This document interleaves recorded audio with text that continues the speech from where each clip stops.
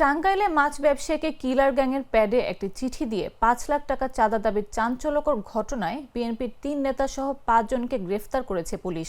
শুক্রবার রাত ও শনিবার ভোরে টাঙ্গাইল পৌর এলাকার সন্তোষ থেকে তাদের গ্রেফতার করা হয়। শনিবার দুপুরে টাঙ্গাইল সদর থানার ভারপ্রাপ্ত কর্মকর্তা তানভীর আহমেদ বিষয়টি নিশ্চিত করেছেন।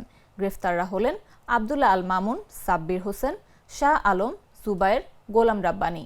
এর মধ্যে রাব্বানী সদর উপজেলা বিএনপির ৮ নম্বর ওয়ার্ডের সভাপতি, শাহ আলম সাধারণ সম্পাদক, শাহ আলম ও জুবায়ের ৭ নম্বর ওয়ার্ড বিএনপির সাধারণ সম্পাদক। ওসি তানভীর আহমেদ বলেন, ডিবি পুলিশের সহযোগিতায় তাদের গ্রেফতার করা হয়েছে। এদিকে গ্রেফতারের বিষয়ে বিএনপি নেতাদের দাবি, তাদের ষড়যন্ত্রমূলকভাবে ফাঁসানো হয়েছে।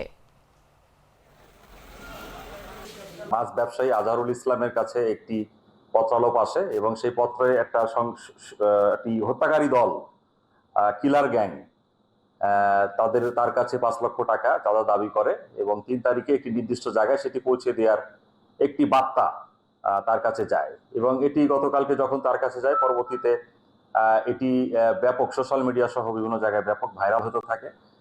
পরবর্তীতে এটি আমরা জানতে পারি এবং থানা পুলিশ, আমরা কিন্তু গতকালকে সদর থানায় একটি মামলা রুজু করেছি, চাঁদাবাজির মামলা।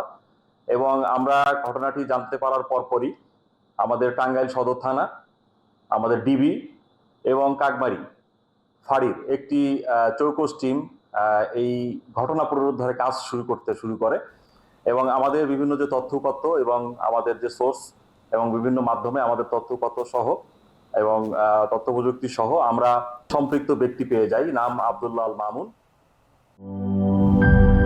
লাল সবুজের দেশে নতুন রঙের বেশে ঘরে বাহিরে সাজানো বলকে রেইনবো রেইনবো রেইনবো পেইন্টস রে সাশ্রয়ী দামে দেয়াল রাঙায় রেইনবো সবার রং সবার ঘরে ঘরে rainbow Rainbow Paints, the color of joy.